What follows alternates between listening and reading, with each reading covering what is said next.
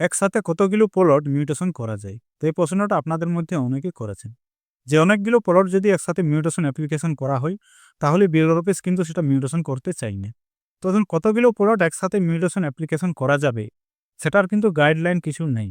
যদি গাইডলাইনটি থাকতো, তাহলে কিন্তু অনলাইনে মিউটেশন অ্যাপ্লিকেশন করলেই সেখানে কিন্তু সেটা নিত না।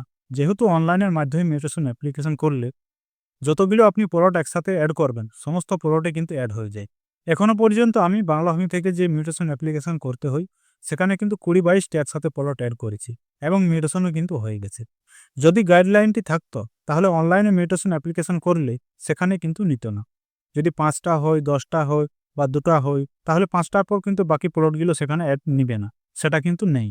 অনেক অফিস কিন্তু ২০টা ৩০টা একসাথে প্লট অ্যাড করলেও কিন্তু মিউটেশনটি করে দেয়।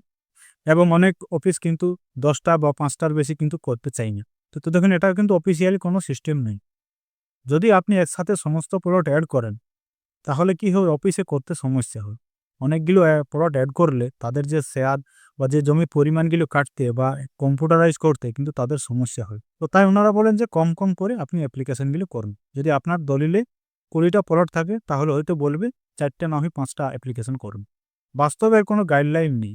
যদি গাইডলাইন থাকতো, তাহলে অ্যাপ্লিকেশন করার সময় প্লটগুলো কিন্তু এড হতো না।